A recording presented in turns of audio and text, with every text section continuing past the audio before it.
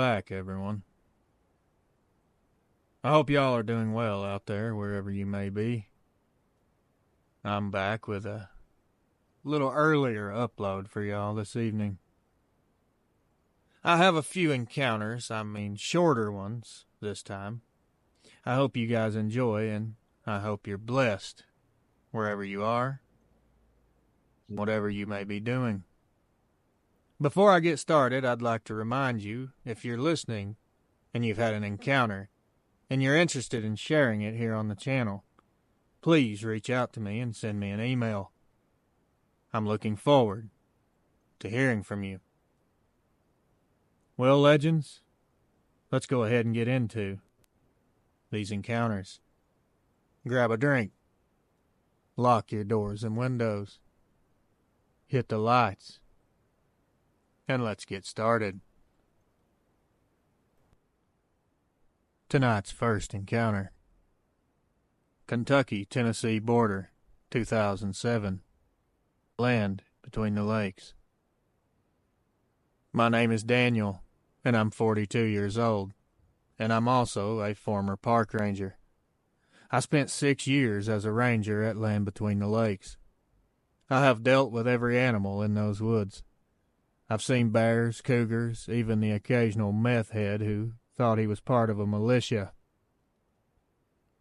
But in the summer of 2007, I ran across something that, in my mind, there is no explanation for how or why it should exist.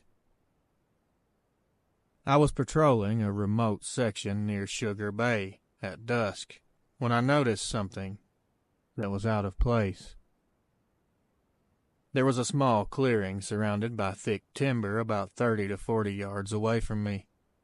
Inside the clearing was a dead deer carcass. It wasn't just dead. It was completely torn apart. The ribs were cracked open. The hind legs were broken and bent in ways that they shouldn't be. I figured it was just a black bear kill, but as I got closer, I found some prints in the dirt around the deer. And I can tell you now, I've seen a lot of bear tracks, and this did not match. I've never seen prints like that.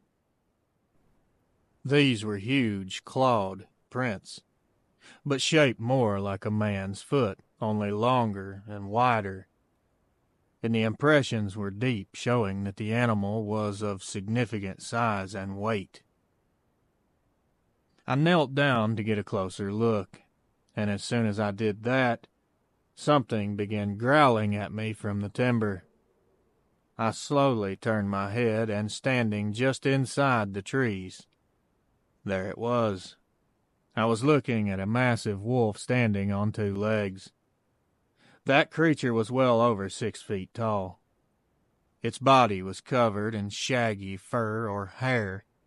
Its fur was the same color as a timber wolf. Its front arms were too long for its body, and its hands, not paws, hands. It had thick black claws tipping the fingers.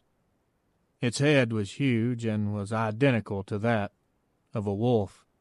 Its snout also appeared to be too long. If you looked up the word terrifying in the dictionary, there would be a picture of this thing staring at you from the page. It had the prettiest, brightest amber-colored eyes. Although quite pleasing to look at in a weird way, they also had an intelligence that mesmerized me. I had heard all the stories about LBL over the years of being there, and I won't say I never believed them, but I will say I am the type of person that I have to see something myself to believe it, especially something this extreme. I don't even remember drawing my gun, but I had it in my hand. Not that I think it would have mattered at all anyway. This thing wasn't scared of me. It started taking steps to its left side, which would have been my right. I would almost swear that I felt the ground shake beneath my feet. The way it was moving, it seemed to be trying to circle around, and either flanked my position or herd me in a direction that it wanted me to go. The intelligence of these creatures is absolutely mind-blowing. My gut and my instincts were telling me to run, but I knew better than that. I held my ground and kept my finger on the trigger. I could feel the tension building, and I knew that an attack was imminent. I was ready to make my final stand. As soon as I had made peace with what was about to happen, it was almost as if God said, "Not yet." 3 deer busted out from behind me and took off and ran about 20 yards to the left of the Dogman. Its attention immediately left me, and it dropped down on all fours in this weird, lanky movement. It took off chasing them. The speed that it was moving at, I knew that I didn't have long if it did decide to come back. So I took that opportunity. I took that sign from God.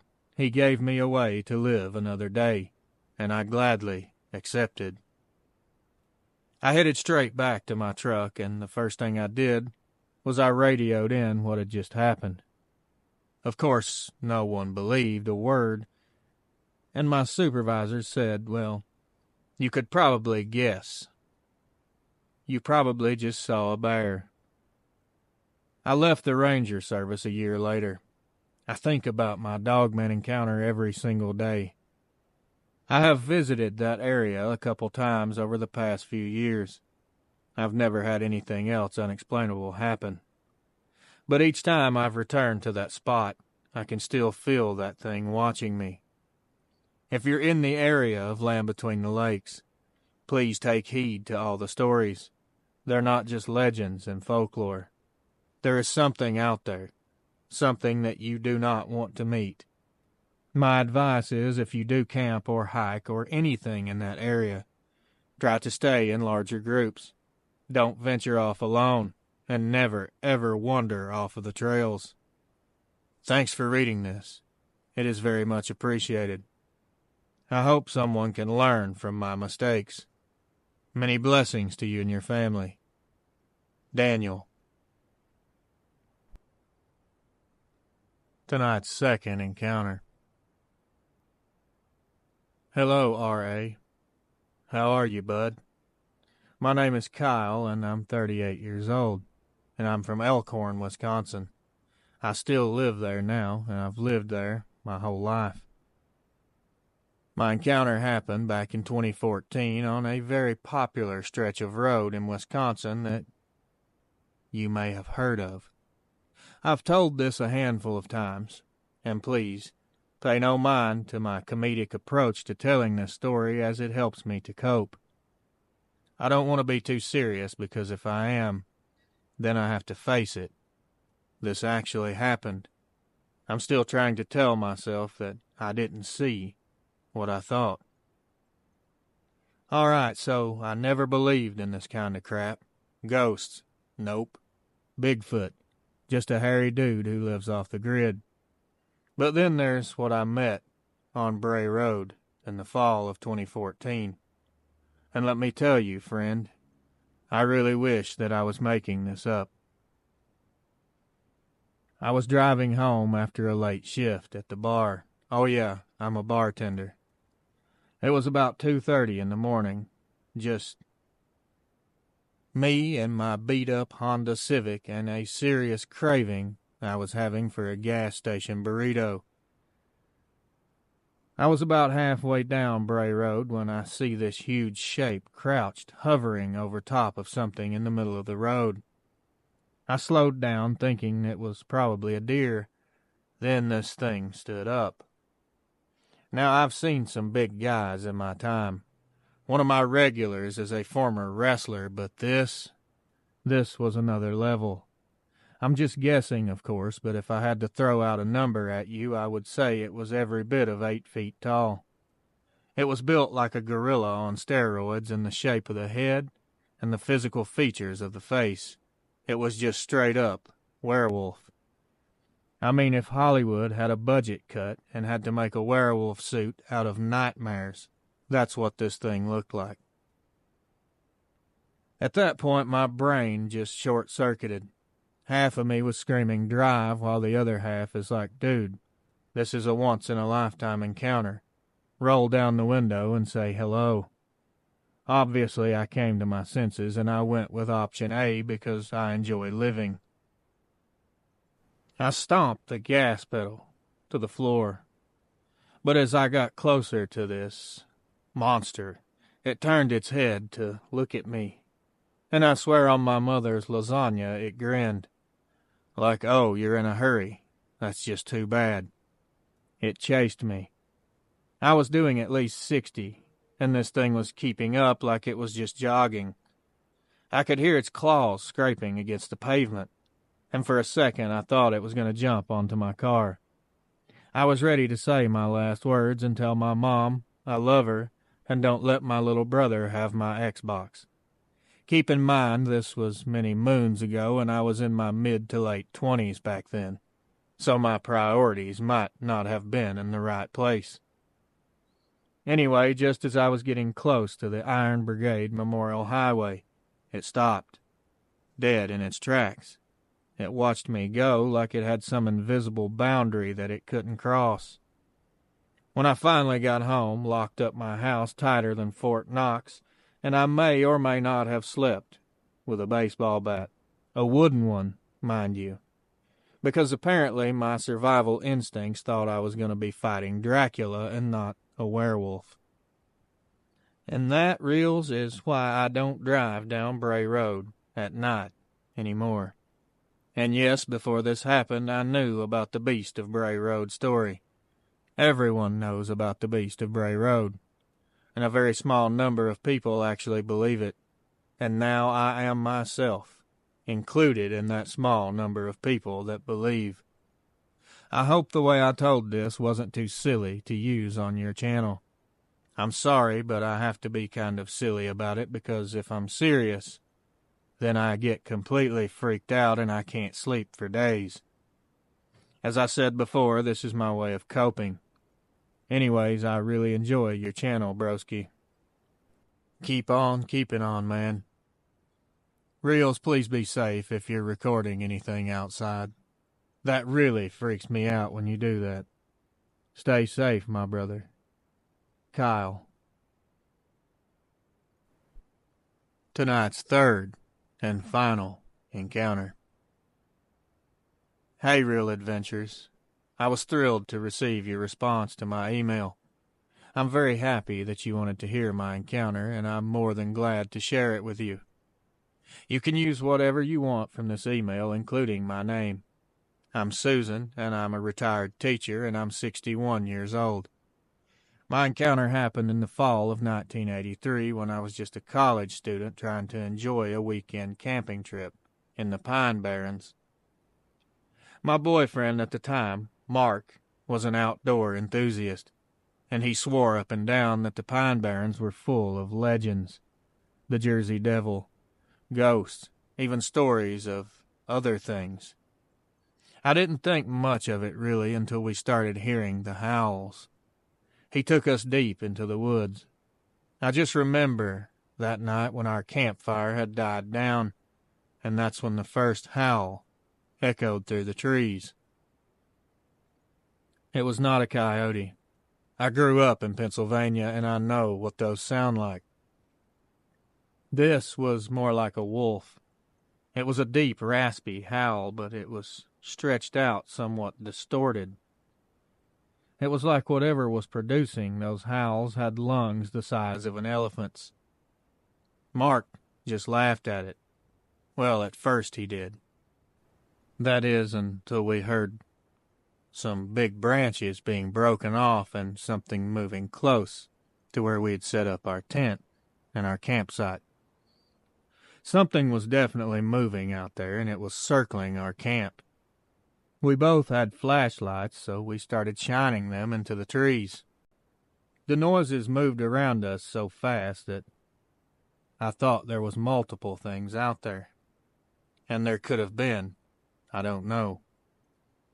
This Dogman was not trying to hide at all, though. It just stepped out as if to say, "Hey, are you looking for me?" It was standing right between two big pine trees. It was sort of hidden by the shadows, but I could see the outline clearly. There was no mistaking that this was a dogman. It was broad-shouldered and tall.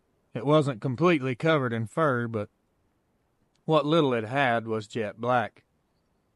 Its fur was patchy. It was bald in some places. It reminded me so much of a dog with a bad case of mange. Our flashlights were reflecting its eye shine. Its eyes were a super bright color of red. They looked like two reflectors from a mountain bike hanging from the trees. It was using those two pines to brace itself, or that's what it appeared to be doing, until it vaulted itself about 20 feet out of the trees into the open right in front of us. It landed on all fours like a cat, and then it slowly started to rise back up to an upright position. As it done this, I heard a very loud pop sound, like someone cracking their back very loud. I was completely froze up, and all I could do was just reach over and grab Mark by the arm. It let out this growl that was a deep rolling sound, and it made my chest tighten, and I felt like I was going to faint. Mark leaned over and told me to start making my way back to the car, and he would be right behind me. I knew what he was going to do, and I did not want to leave him, but he wasn't having it any other way, and I wasn't about to stand here and argue while this thing was debating on whether it was going to eat us or not. So he started waving his arms and screaming to get its attention on him. He motioned for me to go, so I took off. I had a flashlight, but I was crying so hard that I could barely see to get through the woods. The most terrifying thing on my mind was I wasn't even sure that I knew how to find the car. I wasn't an outdoor person, and I'm still not today. But by some miracle, I did finally come across the car. Once I got there, I realized it was locked and Mark had the keys. My heart dropped into my stomach, and I thought if that thing got to him, then I'm next because I can't even leave. I was standing there panicking, almost ready to keep walking. For about 5 or 10 minutes I waited. That's when I see a flashlight moving slowly through the trees in my direction. It was Mark, but he wasn't alone. He was walking backwards, facing the dogman, and it was pacing him, walking right with him on 2 legs. This is when I got a better look at its physical features, in detail. I don't even know how tall it was, but Mark was around 6 feet, and it was towering over him like he was a child. Its head was that of a wolf, exactly, and it was absolutely enormous. This thing was very muscular. I could now see that it had a pretty long, bushy tail, just like a wolf would have, or a dog. It also had the backwards bent legs I think it's called digitigrade. This creature looked like it was walking on its tiptoes. I know that sounds kind of silly or funny, but I promise you it's not. It was about 15 feet in front of him, and every step he took, it took a step in the same direction. It's like it was just escorting him out of the woods. This thing did not want it to hurt us, or it would have. I think it only wanted us to leave, so when Mark finally got to the car, and as it watched us, that's exactly what we did. Me and Mark broke up about a week after that, as it traumatized me so much mentally that I couldn't look at him without blaming him for what happened. Of course, I know that it wasn't his fault, but I always blamed him because it was his idea and he all but dragged me out there against my will. I really wasn't into camping. I went just to shut him up. Since then, over the years, I've heard so many stories about the Pine Barrens. I can't even recount half of them. Most are the Jersey Devil encounters, but I can tell you now the Jersey Devil, if it does in fact exist, it exists alongside Dogman as well, because I know without a shadow of a doubt that that is what we encountered that night. I saw it as plain as day. I used to be pretty cautious about telling this to people. I was always afraid they would think I was nuts or they would laugh at me. Now that I'm getting a lot older, I could care less what anyone thinks about me or my encounter. I'm not sending this to you to get validation or recognition. I know what I saw. I'm sending this to you just to inform people that there are things in the woods that even if you don't think they're real, they're still out there. Even though this Dogman chose not to harm us, that doesn't mean that all of them will react the same way. The size and the speed in which this thing could move, the physical fitness, the muscles, the size of its jaws. One swipe, and an adult human, they're done. If you piss one of these things off, you're not going to live to tell about it. I hope you use this and narrate it, but if not, that's okay. I just felt sort of pulled, like I was being drawn spiritually to send this to you. So here we are, and now I have. Do with it as you see fit.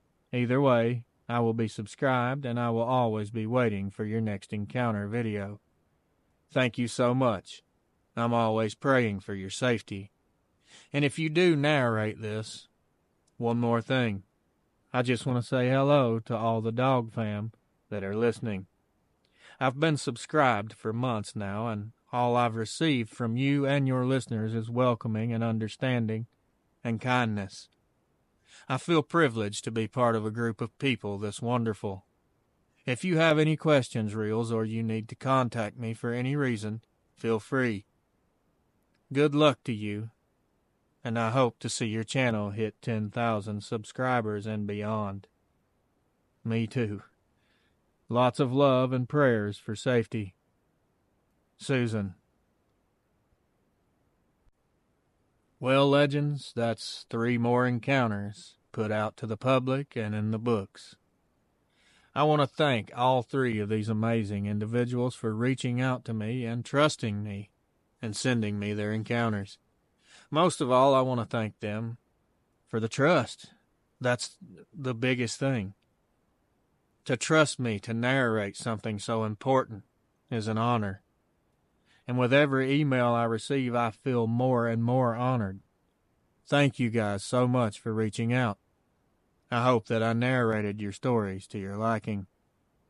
And all of you that are listening, all 3 of you that are probably still here at this point, honestly. Just kidding, guys. I know there's at least 5 of you that are still listening. If you have actually made it to this point in the video, thank you so much for listening. Just know that you are appreciated and you are loved. And I hope that you enjoyed this upload. But unfortunately, this is where I leave you for now. Be sure to hit the like button on your way out. You know, as a matter of fact, I would like for you to throat punch it, if you would, please. And if you're new or you've been here for a while and haven't made up your mind and subscribed, please consider hitting that button. It's absolutely free and you'll get multiple new encounters per week. Thank you in advance for any support that you give to the channel. It means the world to me. Well, that's going to do it for this one, guys. Until next time, my friends, watch over your loved ones. Keep your head on a swivel. And as always, good night.